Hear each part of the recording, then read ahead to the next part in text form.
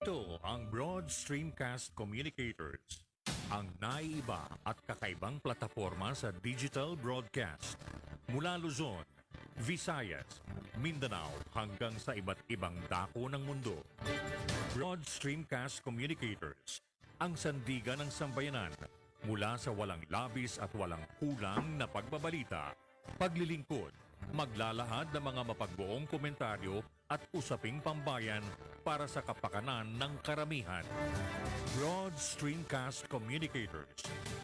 Ito ang palatuntunan magtutuo ng pansin sa mga pangyayari at kaganapan sa ating kapaligiran. Digital Patrol. Tatalakay sa mga usaping panlipunan, mga isyong naglalagablak. Digital Patrol. Magbibigay daan sa inyong mga saloobin at karaingan. Digital Patrol. At ngayon, narito ang inyong pinagpipitakanan sa daigdig ng broadcast mula noon hanggang sa ngayon, si Captain Sel Baisa. Digital Patrol on a Monday, on a Tuesday rather. Kamusta po kayo mga gilog kong mga tagapakinig? Ngayon pong ikapito sa buwan ng December, current year 2021. Well, I apparently made an error when I say it's a Monday. But for those who are abroad, Lunes pa po sa kanila. At Martes po rito sa atin. So, I'm 50-50 wrong and 50-50 right. Okay? All right.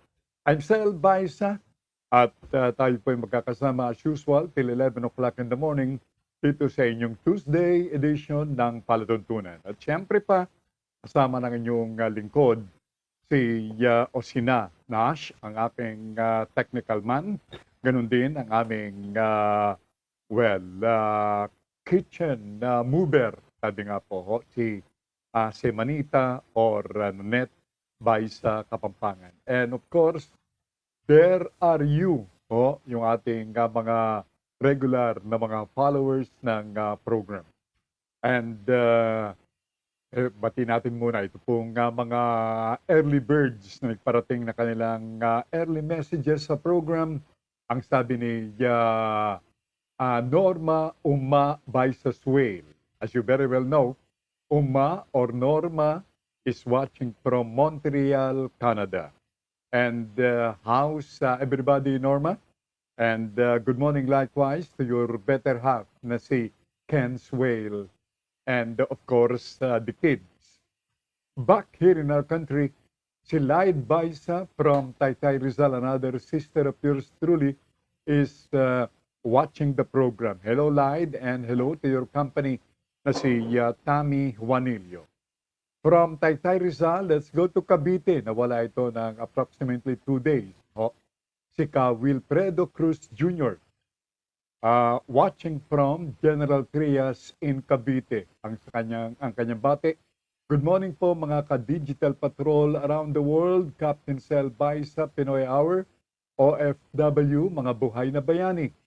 Thank you so much and good morning to the Cruz. To the Cruzes. Si Mrs. Cruz and their only child. Norma came into the window once more saying, share, share, share, done. Thank you so much, Oma. Maraming salamat. At sabi ni Kawili Cruz Jr., salamat sa big time rollback. 2 piso din yung naalis. Kaya nag-full tank na ako. Salamat po, sabi ni Kawili Cruz Jr. And I'm pretty sure sa lahat ng ating mga kababayan ay ganito na ang kanilang ginawa. If you have, a little to spend for your gasoline, the best time is to have it now. Magpa-full tank na. Okay? Ang sabi ni Uma, ito po kalagayan sa Montreal, Canada. While here in our country, medyo may kalamigan na itong ating nararamdaman plus itong pagsikat ng araw. Particularly dito sa National Capital Region and other parts of the country, sa Montreal, Canada. Norma Swale reported that snowstorm last night. Wow, nag-snowstorm. Bumagyo ng yellow sa Montreal, Canada kagabi. Rain all day today and tonight. Temperature will go down to -6 o -6. Sus Marisip, ang lamig po niyan. So all water from the rain all day today will become ice tomorrow on the road. Yung pong, napakadelikado nito. Kapag ikaw ay bagito, first-timer sa Montreal, Canada, at nag-snowstorm, bukas magiging yelo. Yung ating pong yelong binibili, nilalagay sa halo-halo, ganun magmimistula ang mga kalye sa Montreal, Canada. Kaya napakadulas po niyan. Ha? Alright. Kawili replied to Norma's message. Ang sabi ni Kawili, snowstorm last night. Yung sabi ni Umayan. Ang sabi ni Kawili in reaction to Umas weather update sa Montreal, Canada, sarap pong maghalo-halo dyan. Ang komento ni Kawili Cruz. Pero mga giro ko mga tagapakinig, I'll be waiting for all your messages. And of course, I'll be more than glad to read them for you. Meantime, welcome to Tuesday edition ng inyong palatuntunang Digital Patrol.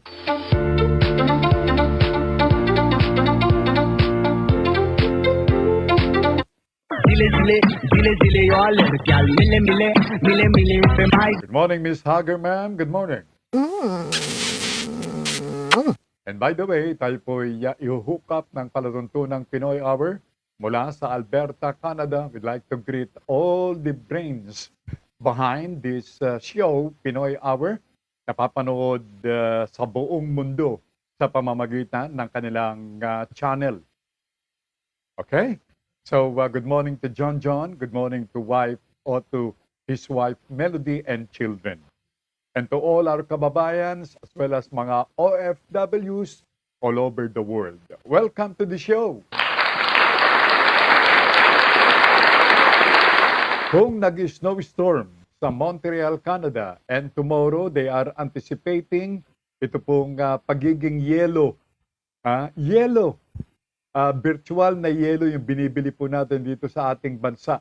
Ang mga lansangan sa Montreal, Canada, alamin naman natin itong pagbabalita mula naman sa ating local weather bureau.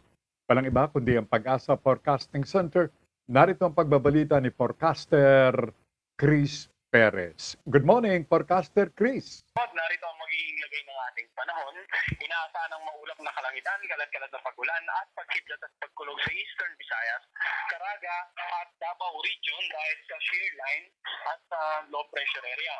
Samantala, maulap na may mga mahinang pagulan sa Cagayan Valley, Cordillera Administrative Region, sa lalawigan ng Aurora at sa Northern Quezon kasama ang Polillo Island. Sa natitirang bahagi ng ating bansa, bagyang maulap hanggang sa maulap, maliban lang sa mga ilang pulupulong pag-ulan, minsan may mga kasamang pagkidlat at pagkulog, lalo na sa dakong hapon o gabi.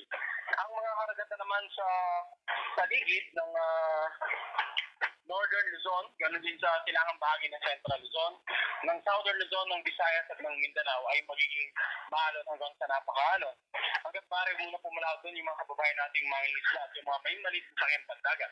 Wala naman tayong inaasahang bagyong ngayong araw maging sa susunod na 2 araw. Mula dito sa Pag-asa Weather Forecasting Center, Chris Perez nag-uulat. Forecaster Chris, sobra na po ang lamig. Opo, dahil nandito na tayo sa amihan season, yun nga, inaasahan natin na sa mga darating na araw at maging sa susunod na unang 2 buwan ng 2022, ay posible pa tayo makaranas ng may kababaan early morning temperatures hanggat hindi pa po natatapos yung amihan. By the way, anong update sa temperatura kahapon o ngayong madaling araw, Forecaster Chris? Kahapon po ay nakapagtala tayo ng mas mababang minimum temperature dito sa Metro Manila kumpara noong Lunes. At yun nga, gaya nga na nabanggit natin, posible na sa mga darating pang araw ay mas mababa yung early morning temperatures natin. Although hindi naman natin inaasahan na araw-araw ay magiging ganun yung sitwasyon. Kumbaga magkakaroon din tayo ng breaks, but rest assured na during the throughout the amihan season hanggang February next year ay ito nga, occasionally mararanasan po natin yung malamig na panahon. Okay, So, lumalamig, bumababa ang temperatura dito po sa ating bansa as reported by forecaster Perez ng Pag-asa Forecasting Center. But wait till the new year comes. Enero, Pebrero, mas lalong malamig na hangin ang ating mararamdaman. So, yung mga hindi sanay matulog ng walang kumot, yung mga hindi nagkukumot rather, wag niyo pong itatabi ang kumot at mahalaga po yan. Kailangan po ng kumot, lalo na ito sa darating na panahon. Starting this month ng December. Good morning po. Ang bati ni Sherwin Marco Wee. Likewise, good morning Sherwin and hello to your loved ones. Kumpare pong buo ng ating isa sa ating mga followers ng program na si Wilfredo Cruz Jr. ng Cavite. Okay, so speaking of Cavite, yung pong ating mga kababayan, yung mga naninirahan diyan sa gawin ng Bacoor. We understand na magkakaroon itong water service interruption diyan po sa gawin ng Bacoor. Kaya doon sa ating mga kababayan, konti pong, pasensya. Sa ngayon po yan sa inyong water provider.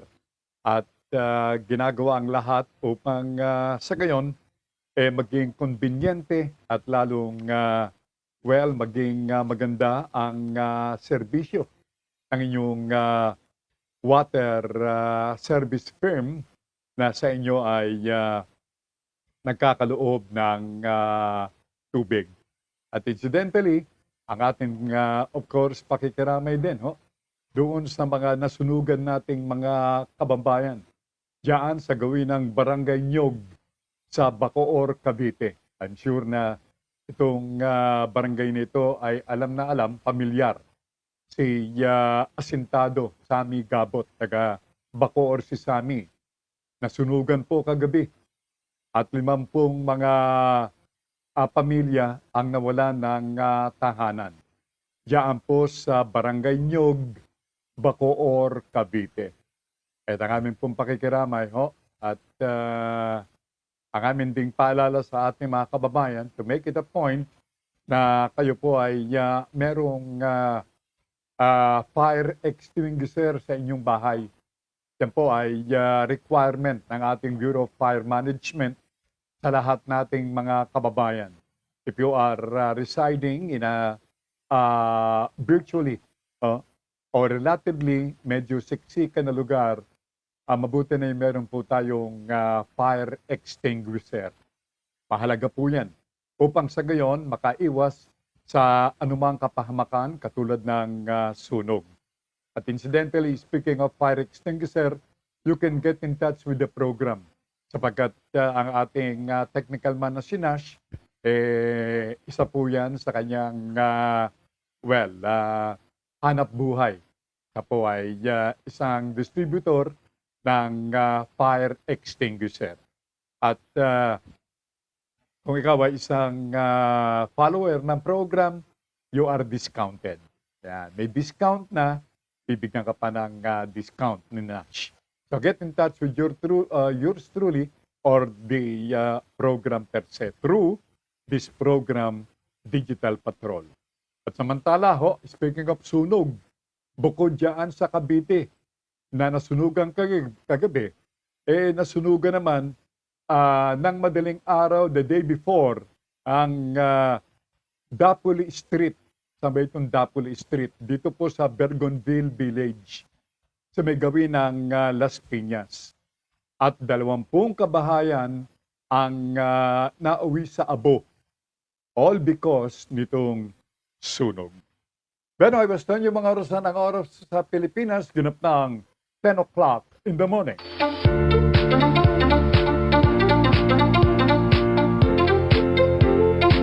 And now we are entering the second portion of the program, second hour.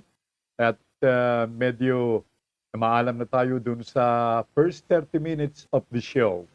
And as you very well know, magkakasama po tayo till 11. So stay put, ho? Alright.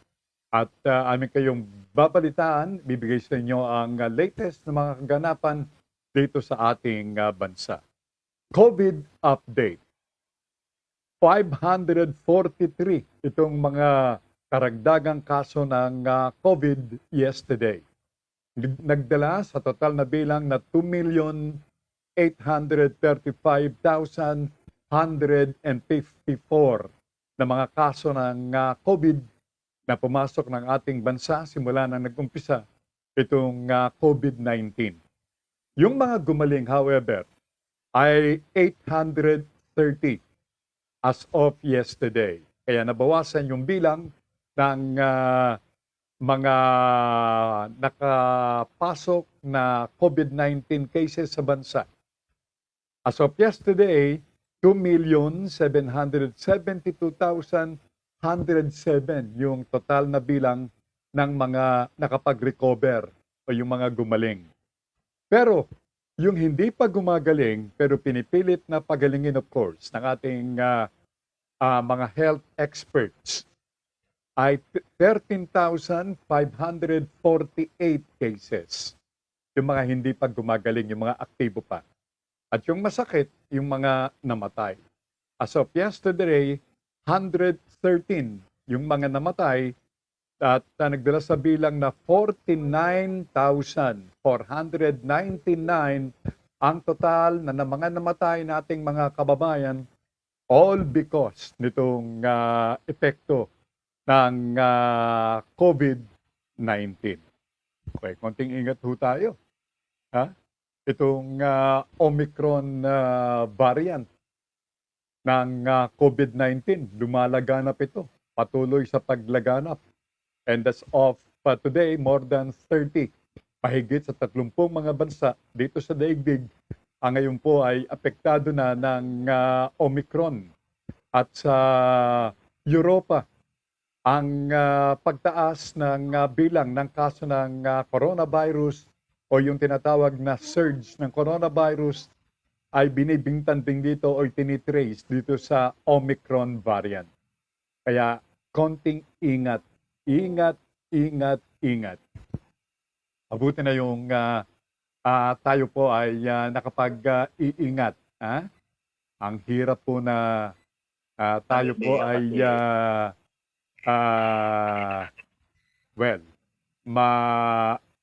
makapag-contract nitong karamdamang coronavirus.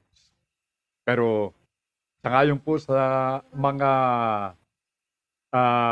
fellows ng Okta Research Group, maswerte pa rin po tayo dito sa ating bansa because despite nitong pagtaas o itong tinatawag na surge ng coronavirus sa Europa, dito naman sa ating bansa, patuloy ang pagbaba ng kaso ng coronavirus. Yan po ay naging obserbasyon, particularly ni fellow Guido David ng Okta Research Group, si Professor Guido David ay isa pong professor ng University of the Philippines. Nagtatag sila nitong kanilang research group upang somehow ay makatulong sa ating pamahalaan at mabigyan tayo ho nitong foresight ng coronavirus kung gaano ito kasidhi, kung ito ay umaapekto na sa ating bansa. May mga panahon na kung saan talaga namang libu-libuhan yung iniuulat ng Okta Research per day. Pero ngayon, sa ngayon kay Okta Research Group Fellow Guido David, patuloy at patuloy at patuloy ang pagbaba ng kaso ng COVID-19. Pande tayo, maaaring bumalik at magkaroon ng resurgence. Pero sa ngayon, hindi naman natin kailangan maghigpit din. In fact, pwede natin at least ma-enjoy itong Pasko natin dahil yung mga numero natin ngayon, ang baba na talaga kumpara sa last December, ang laking binaba. effective version ng pagpapabakuna. At habang maganda yung panahon, maganda yung situation natin, hindi naman natin alam kung gaano katagal magtatagal ito. Sana tuloy-tuloy na, pero habang maganda yung sitwasyon, ito na yung pagkakataon. Yun nga, ma-enjoy natin yung some level of normalcy siguro, kahit na sumusunod pa rin tayo sa mga minimum public health standards. Si Professor Guido David. So, hindi pa kailangan ng paghihigpit na ngayon kay Professor David. And while we are in the midst of this situation, atin na pong samantalahin. Let's enjoy, sabi nga. And Guido David is looking forward for a merry celebration of this coming Christmas Day. At speaking of Christmas, meron po na lamang tayong how many days left? We have 17 more days. Inalis ko na ho yung araw ng Pasko. Kaya 17 days na lamang at magpapasko na. Pakalapit na. At itong simbang gabi, 1 linggo na lamang at magsisimbang gabi na. At itong simbang gabi, ang symbolical na paninimula ng 9 days celebration ng araw ng Pasko, the longest celebration ever dito po sa ating planeta na sineselebra o pinagdiriwang dito sa bansang Pilipinas.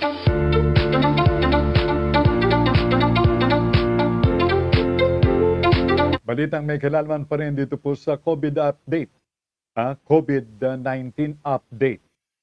Sa Quezon City, abay labis po ang pagkatuwa ng administrasyon nitong si Mayor Joy Belmonte sapagkat alam nyo, kulang-kulang na lamang sa 30 kaso bawat araw nitong nakalipas na 2 linggong singkad ang naobserbahan ng local government ng Quezon City, unlike before na kung saan nangunguna by the thousands ang Quezon City sa bilang ng mga nadadapuan o nagko-contract na mga tagalunsod ng Quezon ng COVID-19. Ngayon, kulang-kulang na lamang sa 30.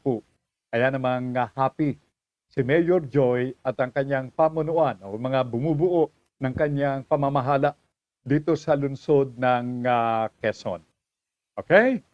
So, that's indeed a very welcoming development. Alam nyo, madagdag ko ito. Sa United Kingdom, si Health Secretary Javid, totoo pong nalulungkot dito sa kaganapan diyan sa UK. Ito ay dahilan sa England. Meron pong naitala na 261 cases. Biglang bumuwelta mula sa mabagal, bumilis, nagkaroon ng surge itong pagtaas ng kaso ng COVID. Will it be all because nitong reaction mula sa Omicron variant? Nobody knows. Pero yan po ang kanilang palapalagay na Omicron variant has something to do sa biglang pagtaas ng o pagbuhay muli ng kaso ng coronavirus sa United Kingdom. 4 na kaso ang naitala diyan po sa Wales. Kaya overall, sa ngayon kay Health Secretary Javid, merong as of yesterday, kulang-kulang sa 400 kaso ng coronavirus diyan sa United Kingdom. Sa United Kingdom, tinanggal na yung paggamit ng face mask at yung kanilang health protocol medyo inisnab muna. So they're back to their normal ways. Kaya namang eto ngayon, naguguluhan, medyo nagising sa kanilang pagkakatulog itong mga health authorities, mga health experts diyan sa United Kingdom. Because dito sa surge, nitong COVID o coronavirus. Dito po sa atin, ang tawag dyan COVID-19. Pero sa ibang bansa, coronavirus. Now, speaking of coronavirus, 10 o'clock pasado ng alas 10, no? It's now 10:10 in the morning. Masaya po yung 10:10 kapag dumarating ang October 10, diyan particularly sa Taiwan, yan ang kanilang malaking selebrasyon. 10:10, yan ang kanilang Independence Day. However, ngayon pong kaninang 10 o'clock, ilang minuto lang po ang nakalilipas, palagay ko sinimulan na itong raffle ng House and Lot at 10 kabuhayan case diyan sa Las Piñas City.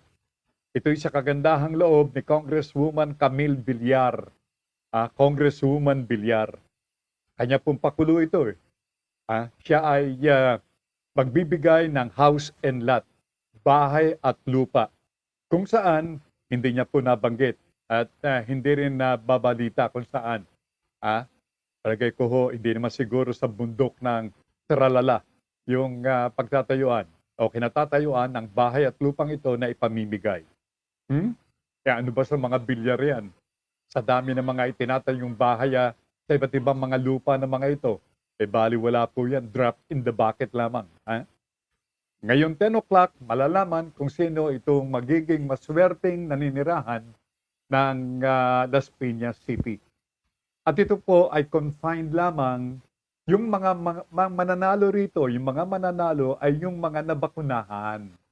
Kung ikaw ay hindi bakunado at ikaw ay taga Las Piñas City, hindi ka kasali. Hindi ka kasama. Wala kang pag-asang manalo ng house and lot at wala ka rin pag-asang manalo nitong tinatawag na 10 kabuhayan cases. Sherwin Marcowi, good morning again, Sherwin. Okay, thank you. Thank you. Thank you so much. Beno, sa iba pang mga balita, mga gilog ko mga tagapakinig. Sa Philippine National Police, meron pa pong 859 na mga tauhan ng PNP na hindi pa nababakunahan. Up to now, hindi pa rin po silang mga bakunado. Ang dahilan, sila po ay mga allergy at ang iba sa kanila ay sinasabi na yung pagbabakuna ay hindi pa allowed para sa kanila because of other reasons.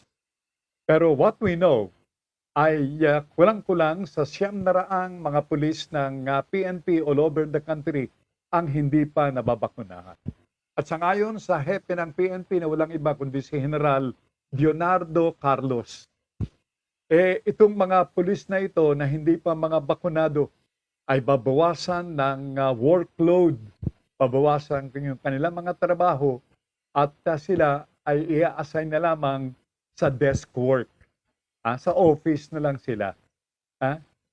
Kaya namang kung makakakita ngayon ng mga pulis sa labas ng inyong tahanan, sa mga kalsada, iisa po ang ibig sabihin yan. Ang mga pulis na yan ay pawang mga bakunado na.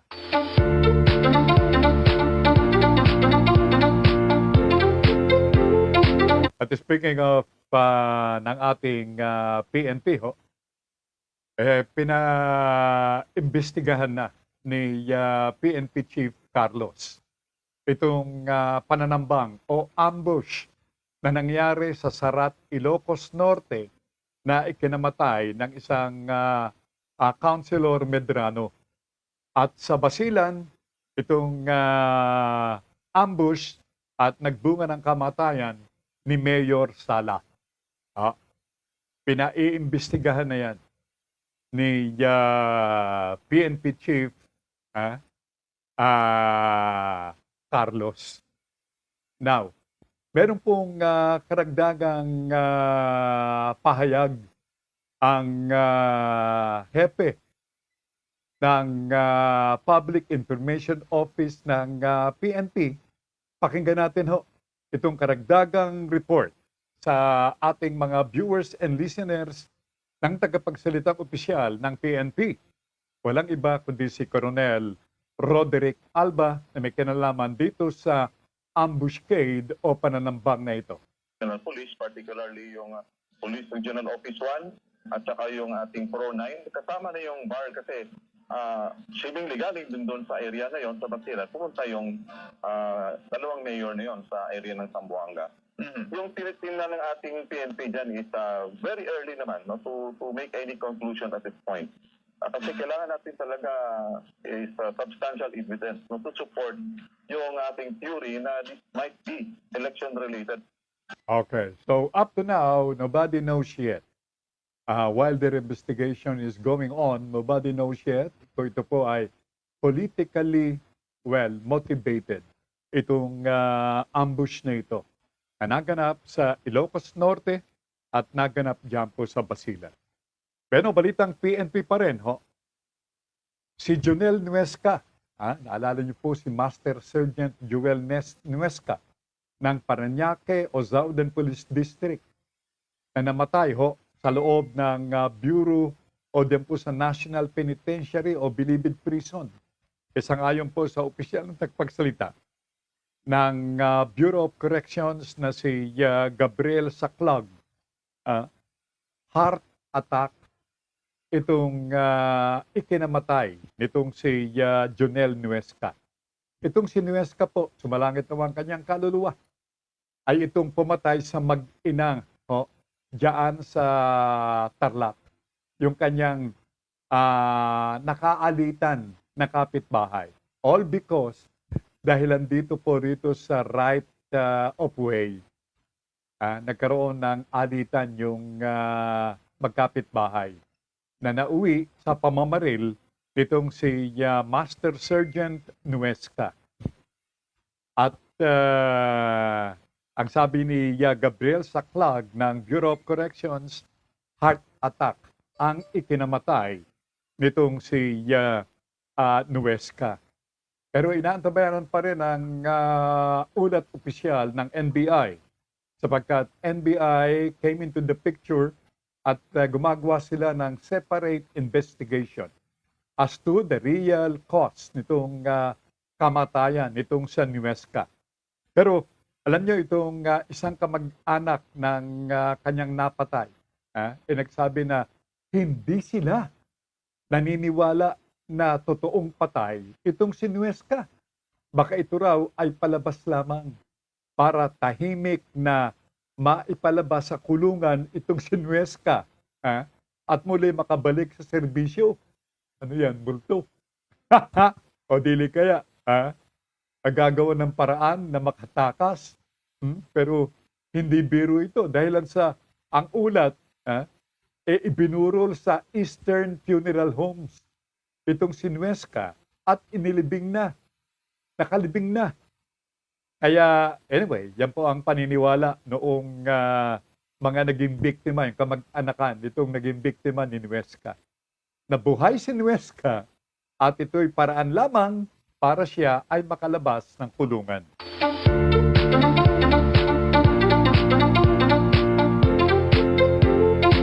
Ay, nako. Ganong oras, biganat ng alas 10:23 ng umaga. Philippine Standard Time. While in other parts of the globe, iba-ibang oras po natin. Gabi, may madaling araw, meron pong kasisikat lamang ng araw doon sa iba't ibang dako ng ating mundo. Ganyan po narinig nyo ang ulat po ni Uma Baisaswale. Nag-snowy storm sa Montreal, Canada. Kaya namang expect sa madulas na kalsada diyan sa Montreal, Canada. Kaya kung kayo po pupunta ng Canada at kayo magbabakasyon halimbawa diyan sa Montreal, Canada, maganda na po kayong magtibag ng yelo. Sapagkat yan po sa bansang yan, kapag merong nadulas sa harapan ng inyong bahay, yan po ay inyong responsibilidad. Liability nyo yan. Kapag may nangyari dyan, naumpog ang ulo, nawalan ng malay tao, ikaw ang mananagot. Kaya doon sa Montreal, Canada, I wonder if the same is true diyan sa iba pang mga snowy countries like yung kanilang neighbor na United States. Sapagkat iba't iba po mga batas. Pero I'm speaking of Montreal, Canada. Kung ikaw ay hindi sanay magtibag ng yelo, mag-aral ka na.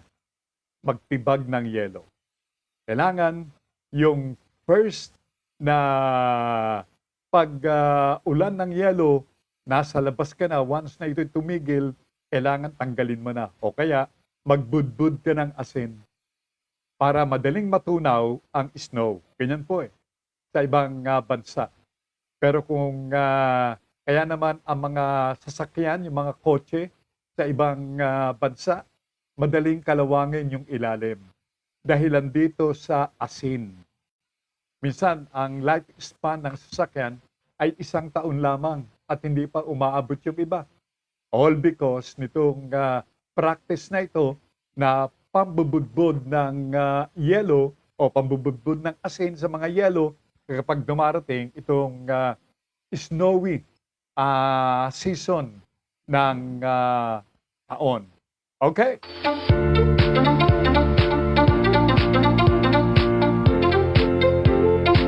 Okay, tuloy-tuloy po tayo. At tayo po hanggang 11 o'clock ng umaga.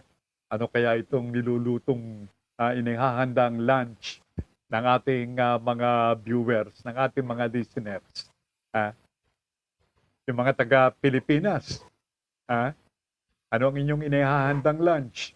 Sa ibang bansa, sa Montreal, Canada, hindi po na sila naghahanda ng lunch sapagkat patulog na sila ngayon dyan Dito sa atin, ang oras pasado alas 10. Mag-aalas 10:30 na po ng umaga. Sa Canada, dahilan sa gabi ngayon sa kanila, ang oras well, pareho. Pero ang siste, gabi lang sa kanila. So patulog na sila doon. Except for my sisters na si Uma at si LB nanonood ng ating palatuntunan. At maging doon sa Dallas, Texas, si Presi Estrada and family. O yung kanya pong better half na si Harry. They are both watching the show now. Sila po medyo magtitake pa ng kanilang dinner. Kaya ganyan po ganyan ang mga kaganapan sa iba't ibang bahagi ng ating mundo. Now let's get back dito po sa ating bansa.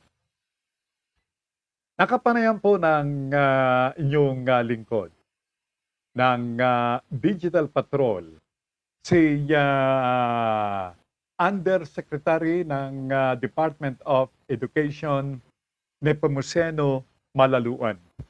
Alam nyo, ang punto ng aming pag-uusap ay hinggil dito sa mga paaralan na nagbukas yung kanilang pilot face-to-face implementation, face-to-face classes. Dito sa Metro Manila area, something like more than 2,000 na mga piling mga estudyante ang kahapon ay nagsimula ng pumasok sa binuksang something like 28 na mga public schools. Beno, alamin nga natin kay Yusek Nepomuceno Malaluan itong turnout. Kung ano ang unang araw, how did the first day ng face-to-face classes went on dito sa ating bansa kahapon. Yusek Malaluan, sir. Yes, good morning, Sel. Sir, ano sir ang resulta nitong unang araw ng pilot implementation ng face-to-face classes, notably dito po sa Metro Manila area at ibang bahagi ng ating bansa, sir? Well, ito Itong mga nag-umpisa kahapon, ito ay mahigit 170 public schools nationwide, of which 28 are schools from around the National Capital Region. Ay expansion na ito na itong ating pilot schools. If you recall, I nagkaroon see. tayo ng 120 Opo. na nag-umpisa earlier noong November 15. Yes, sir. But the inclusion of NCR schools is very significant because of the different character of NCR, highly urbanized, and then what you can see is the major area for yung COVID cases natin in the past. So, regarding the inclusion of Metro Manila in the pilot school is very significant because this will also inform yung face-to-face classes in other highly urban and congested areas. And we are happy to note that the conduct of yesterday's face-to-face classes, the first day, went on smoothly. Mhm. And this is a testament to the protocols and procedure that we have adopted, including all the preparations. Kasi hindi ito simple dahil kailangan ito ay may masusing koordinasyon sa magulang Mhm. at saka sa mga local government units. Hindi lamang ito simple papasok yung mga bata kung hindi matagal yung ginugol para sa orientasyon ng guidelines, yung mga contingent measures natin, yung preparation ng schools, ng mga yung set up ng school at saka yung mga signages, yung mga personal protective equipment, making sure that these are all in place, ay matagal na masusing preparation because our principle is really extreme precaution and health and safety is as much as we can. We are trying to protect. Ang tinatawag namin dito sa dalawa, yung sa framework dito, yung tinatawag na shared responsibility. Okay. Hindi lamang DepEd kung hindi ng local government unit, ng ating local health officials at saka ng ating mga and even the local government, it's up to the barangay and chief executive or the see. mayor's level. I see. And then the other one, Mhm. finally, aside from shared responsibility, pinatawag natin layers of protection to all Okay. participants. Hindi lamang sa loob ng paaralan, kung hindi pati sa tahanan at saka dun sa pag-move nila from to and from their homes to the school Mhm. itself. I see. Yusek, with this very welcoming turnout of the initial or first day of this implementation ng extension ng pilot face-to-face classes, will there be a move na mula sa DepEd to to add up or to include more schools sa darating perhaps na taon para mag-isa ilalim din dito sa face-to-face classes, sir?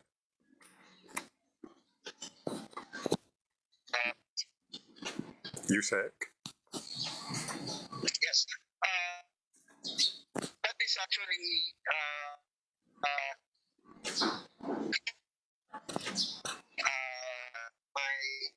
phases. Itong unang phase na yun na ginagawa natin ngayon ay pilot phase. Nakita natin sa Bueno, medyo nagluloko po yung signal. But however, if I may, re-echo what Yusek Malaluan said, merong plano ang DepEd na magdagdag ng marami pang mga paaralan at extend itong face-to-face classes simula sa susunod na taon as a result nitong welcoming o successful development ng mga karagdagan na mga paaralan na sumailalim at isinailalim dito sa face-to-face classes. So it has been a successful move kahapon, and DepEd authorities can't wait kung hindi dagdagan itong mga paaralan na mag-a-adapt nitong tinatawag na face-to-face classes. Meaning, unti-unti na po tayong bumabalik sa normalcy. And wag sanang pumasok sa bansa itong Omicron kung hindi, magiging failure na naman itong mga balaking ito ng ating pamahalaan.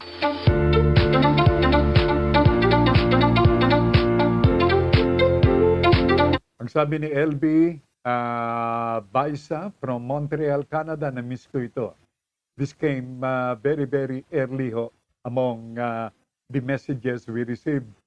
Ang sabi ni LB, "Hi Manong, watching clear from Montreal. God bless to all." Thank you so much, LB, and hi to gods and children. From Willie Cruz Jr., "Magtitinola po ako ngayon, pritong daing na bangus at okoy." Yun. Ha? "Magtitinola po ako ngayon, pritong daing na bangus at okoy." Sarap. Ha? Yan. Ano naman kaya ang pananghalian dito po sa bahay? Yun ang tanong eh. Medyo nag-iisip yung aming chef. Nakanganga po kaming dito. Ay, nako. Oh, by the way, yung ating mga old age, yung mga matatanda at mga disabled, yung may mga kapansanang mga pensioners ng GSIS, may naging pahayag itong si Attorney Nora Malubay. Siya pong Executive Vice President ng Core Business Center ng GSIS. Nag-set aside po ang ahensya ng 3.2 billion.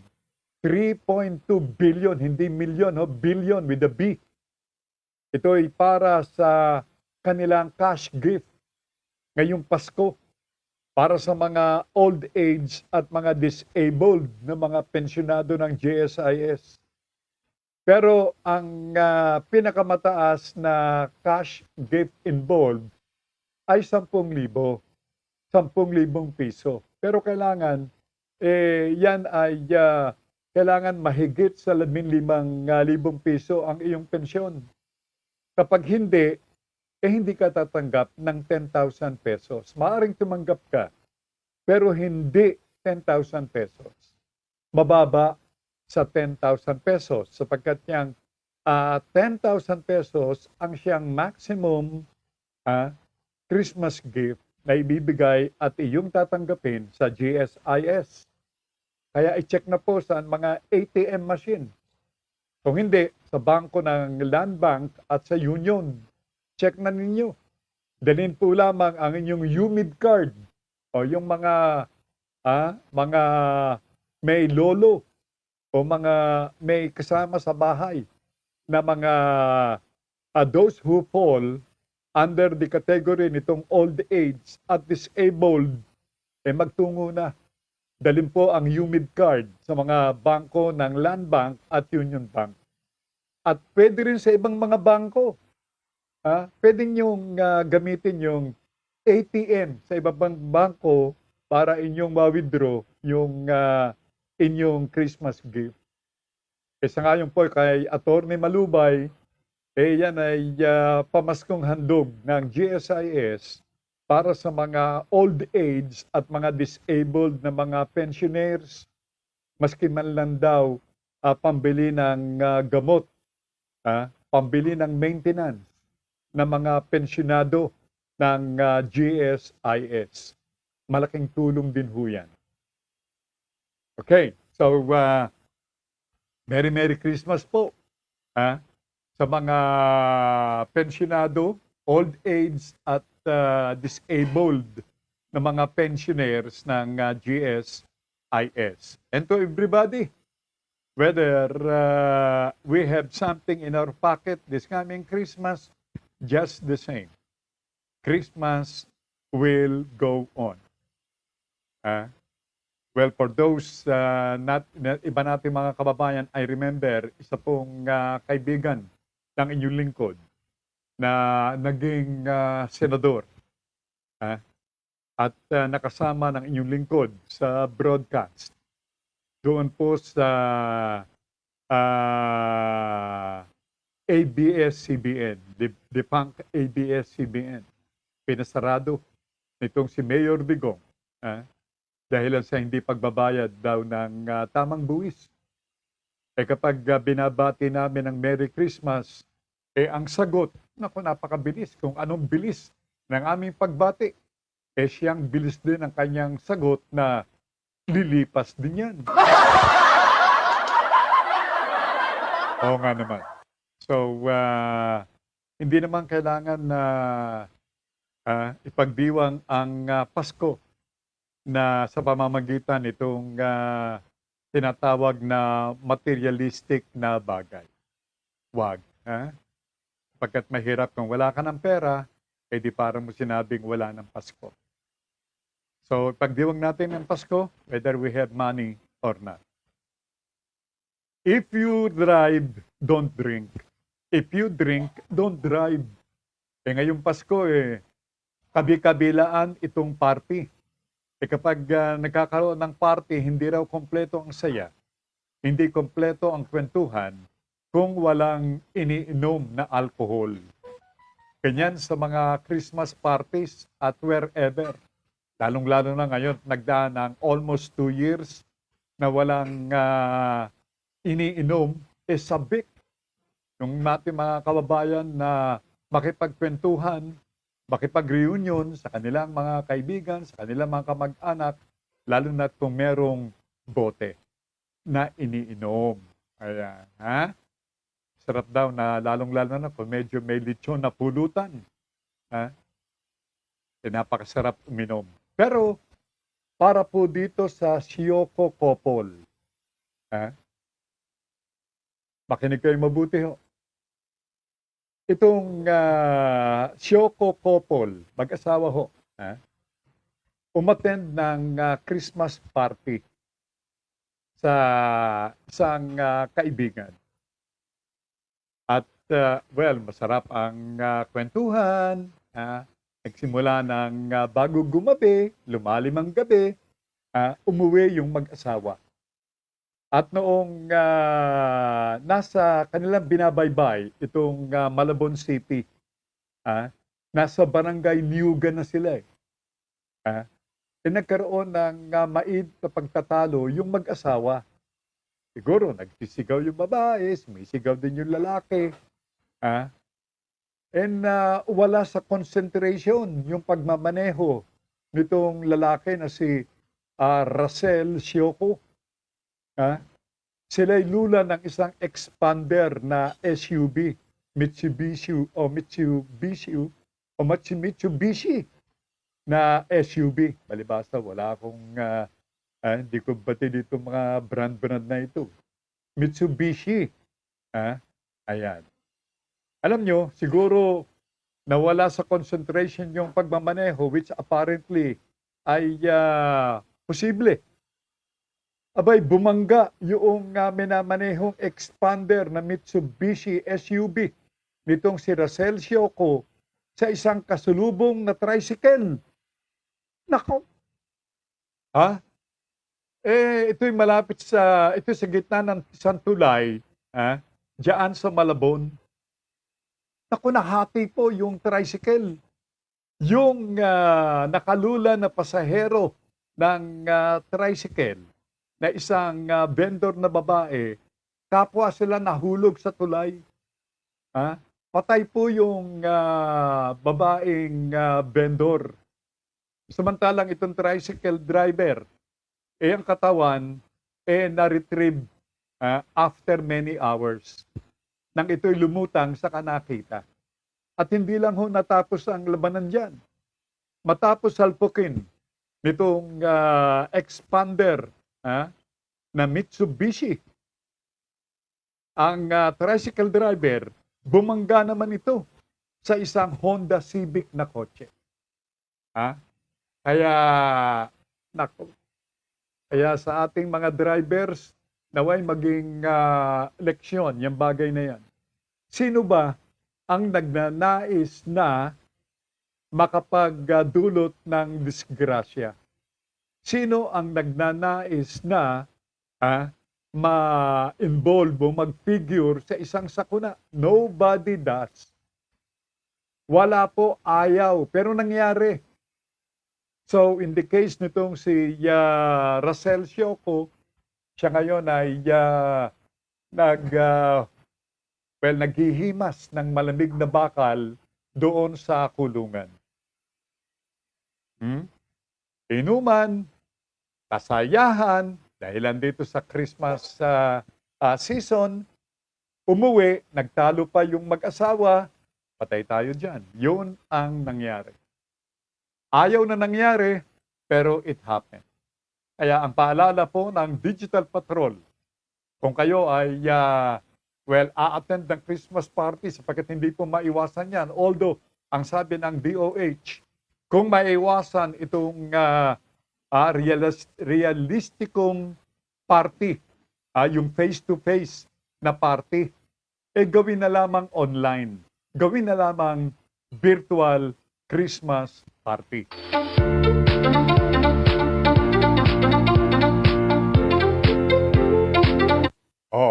Yung pong itlog, ulitin ko ho, tataas at magkakaroon ng kakulangan o shortage ng itlog. Expect for that. Yan po ang naging announcement ng mga poultry raisers dito sa bansa. Ito ay dahilan dito sa patuloy na pagtaas sa presyo ng mga patuka ng soybeans at mais. Nagmahal daw po ang presyo. At nagkukulang-kulang pa ngayon. Wala kang mabili. Mahal na, wala ka pang mabili. Kaya expect for shortage at pagtaas ng presyo ng itlog.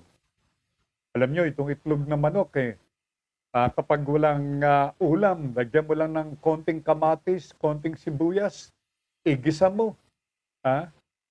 Meron ka ng ulam. Lalo na kung mainit yung kanin. Ilalagay mo sa ibabaw ng kanin yung itlog. Katalo na. Lagyan mo ng konting, kung medyo kulang sa alat, lagyan mo ng konting patis. Makakaraos na. Pero, well, of course, medyo mahihirapan yung ating mga kababayan sapagkat tataas ang halaga ng itlog at magkakaroon pa ng shortage. Meaning, kung dati-rati yung halaga ng galunggong na isda ay affordable para doon sa ating mga kababayang medyo nasa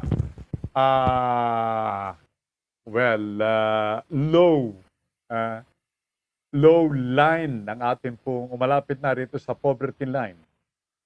Sabi nga ni Tita Cory Aquino, yung maong Pangulong Aquino, yang galunggong ay pagkain ng mga mahihirap. Hindi na po ngayon.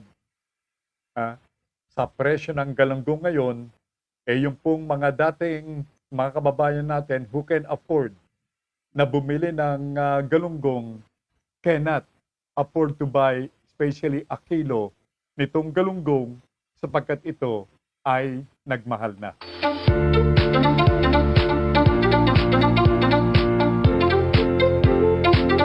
Okay. Nako meron pong announcement ang Maynilad para sa ating mga kababayan diyan sa Las Piñas, sa Muntinlupa, ganun din sa Parañaque. Magkakaroon ng 12 oras na water shortage.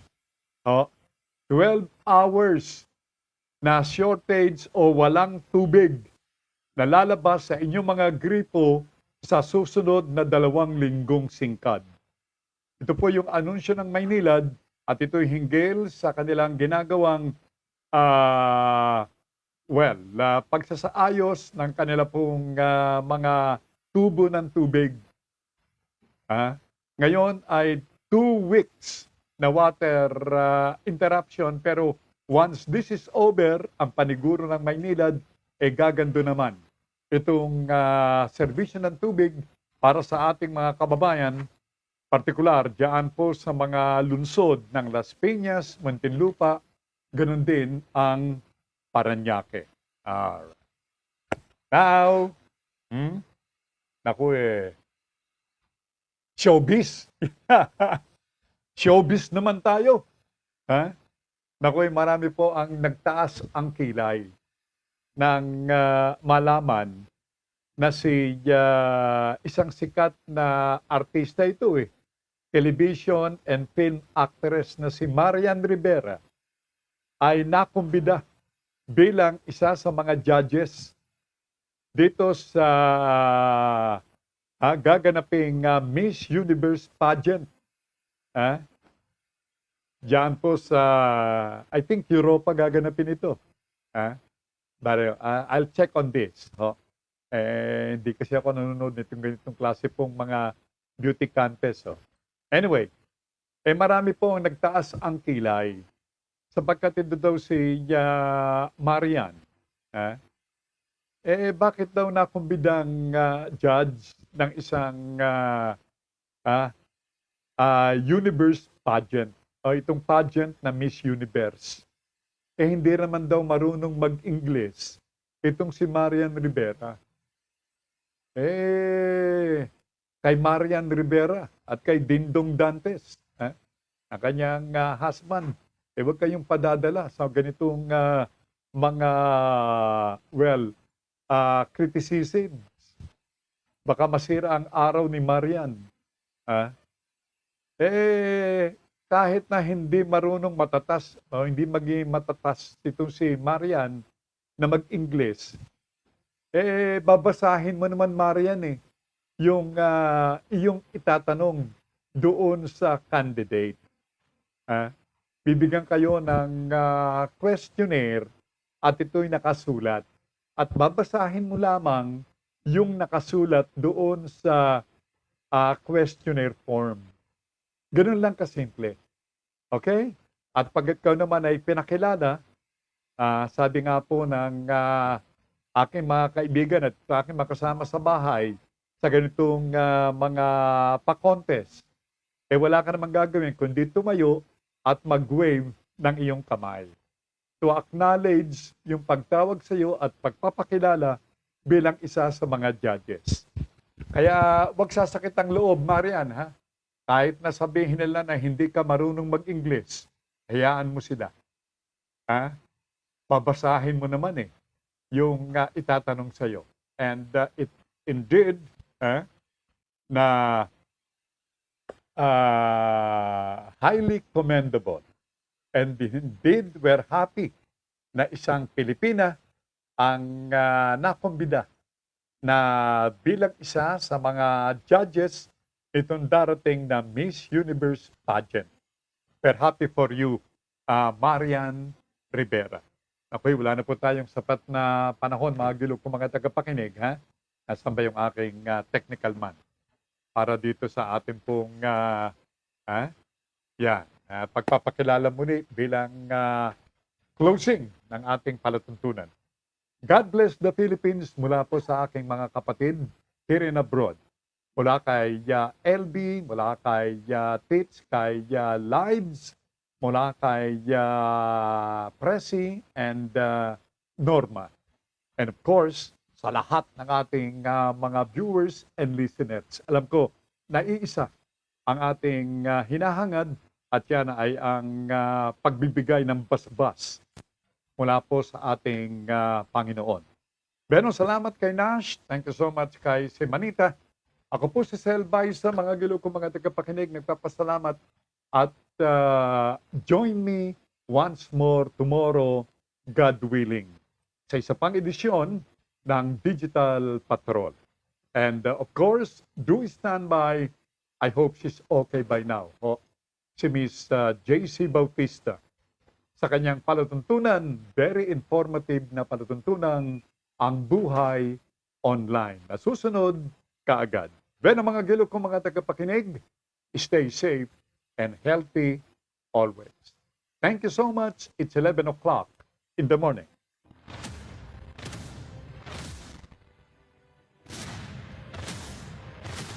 Sumainyo ang Digital Patrol. Hanggang sa muli, dito pa rin sa Broad Streamcast Communicators. Maraming salamat po.